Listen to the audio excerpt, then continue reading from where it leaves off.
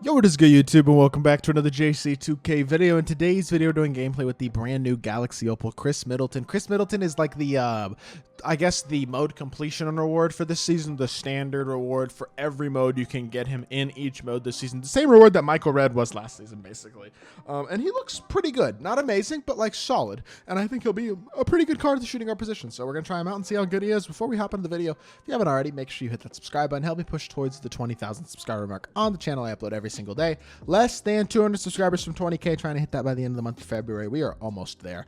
Only a few more days left in February, though, so would really appreciate it if y'all do subscribe. And without further ado, let's hop right into it. Massive shout out to our boy AJ for letting me use his account to record this gameplay, in addition to a couple of the videos that I've done on his account, which is MPJ and then Sydney Moncrief. So really appreciate that a lot. And without further ado, Chris Middleton, 6'7", 99 offense, 98 defense from Texas A&M, 92 driving layup, 96 mid-range, 96 three-ball, 80 driving dunk, 91 free throw, 86 ball handle, 70 blocks a little low, but 88 interior is very good, 94 steal, 95 perimeter is obviously great, 90 speed, 88 speed ball and excel, 85 vert, 85 strength, 95 lateral quickness. Overall, good looking card.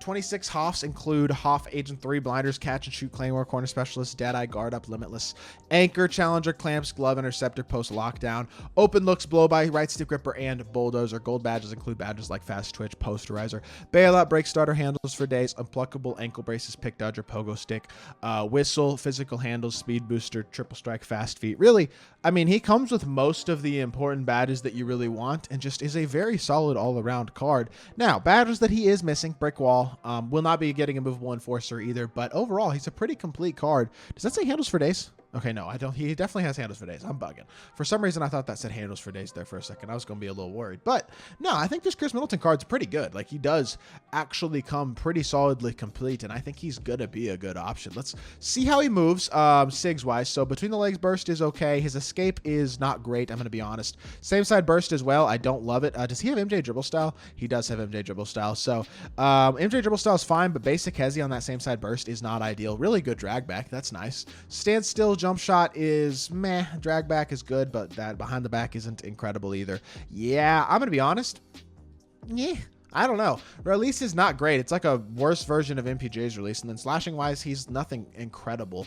Let's see what his fade looks like, because I know defensively he's pretty good. And his fade is cash. That is a cash money fade to the right anyways. Left, ooh, it's fade. Wait, does he have tray fade? Is that what that is? I think he's got tray. Okay, so he's got tray fade. Well, that explains why his fade is so good. So there's one go-to move for sure that's a real plus, is that tray fade. That gives him at least some level of capability. Is he an elite level card overall? Probably not, but he is good enough as a 3-and-D, especially with that tray fade, to where he is at least a usable option at the shooting guard position without a doubt, because that fade does help elevate the card. Is he the best? Without a doubt, no, but he's definitely better than, a lot better than that Michael Red was last season. So let's hop into a game. Let's put Chris Middleton to work. All right, our opponent has a pretty bad, well, not a great team. Donovan Mitchell, Ron Artest, Richard Jefferson. Who did he have at the 4? DeMarcus Cousins, and then Pink Diamond and Beat at the 5. That's not a great squad. Richard Jefferson, stat and badge-wise, is a very good card as our matchup for Chris Middleton, but release on him is bad. That's the main thing that makes that card bad. At the same time, let's just push cross here, and let's go get ourselves a fade first possession. That tray fade is one of the most brain-dead moves in the game, just like the Devin Booker fade. That tray fade, we're starting to see it on cards, and it's going to start to become a very mainstream move. It's going to become something that you're going to get a lot more used to seeing this year, as it's been a very good animation in the past as well. It just hasn't been on very many cards to this point, but there you go. That tray fade is a great animation, and the more used to it you get, the more you can implement that into your game. If you use cards that have it, the better you will score the ball with those guys. Run the floor with Chris Middleton. Catch again. Pump fake. I probably could have just shot that shot, to be completely honest. I'm about to get a jump ball or something.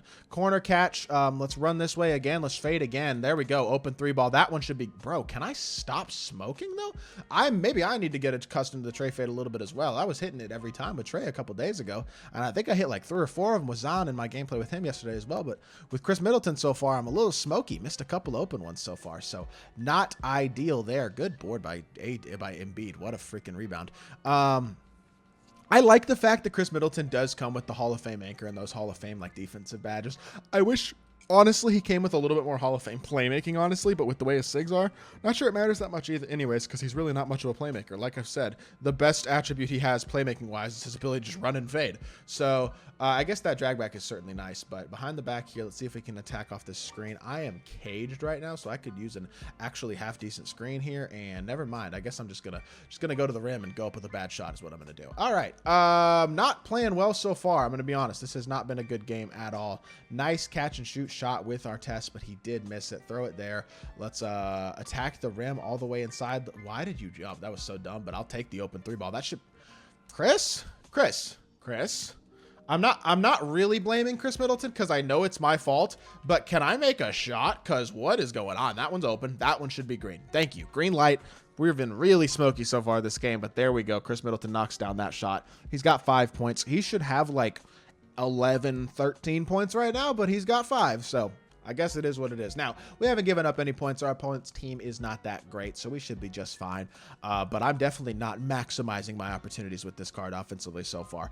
I will say, even without great animations, without great SIGs, when you have a great fade, it can make it a lot easier to get a decent shot on every single possession. Because obviously, fades are not the easiest shot to time, but when you do get an open fade, I mean, it's not hard to get an open fade is the thing compared to other like open standstill shots. And so to me, at least, I feel like fading can be a really effective way to score the ball. And it's something I think is becoming even more and more effective as we get more and more cards with good fades, like a guy like Chris Middleton, who has that tray fade. Because if he can get off a screen here, basically, if I can get Richard Jefferson to hit this screen, now I'm in a position where I can fade every single possession. You see what I'm saying? Like, if he touches the screen, I pretty much can fade. If he touches the screen, I'm not setting my feet and getting the shot off with Middleton. But when he can fade like that and knock down that type of shot that he just hit right there, that can be a huge, huge weapon. And that right there is why a guy like Chris Middleton, literally exclusively because he has the tray fade and great shooting badges on the offensive end of the court, can be such an offensive threat despite not having great playmaking badges, not having great playmaking stats,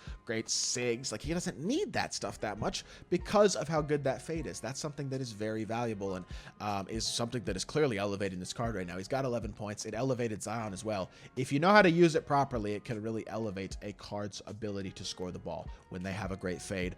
So cards with the Pro 2 fade that's being added to a lot of cards recently. The tray fade, obviously, as well. If D-Book fade ever starts getting added to more cards, that type of stuff will continue to become more dangerous because of how good their fades are. And that right now has been the driving force of why Chris Middleton's gameplay has been so good. Drag back here, hit our pop. We're very caged here. I'm not even going to lie. So you know what that means. We're going to try to get off the screen one more time for one more fade. You know what? First time he actually picked it up well. His CPU played it that time for him. That's the only reason I say he picked it up well. His CPU just played it well that time. Not exactly him playing great defense or anything. But up by 6 with a minute left. Let's see if we can get one more bucket, and then we can call it a gameplay. We'll go pick and pop here with Chris Middleton as the screener. I get downhill easily. He's just Mr. Hard Off Ball, man. This is lame. The way you're playing is lame. You are lame. You're going to lose, too, which is like you're playing like this, and you're going to lose. That's so lame to me. Well, I guess if he's just going to hard off ball and foul, we're going to end the game there. So 11 points, 4 of 9, 3 of 6 from 3. We really realistically should have had another probably 8 points. Probably should have had 19 points. I missed multiple wide open shots, but we definitely got it cooking with Chris Middleton. And I think this gameplay was a great showcase of why the tray fade and why having good fades can be so good. And honestly, I think fades are a little OP right now. I'm going to be honest, especially when you have a good fade animation.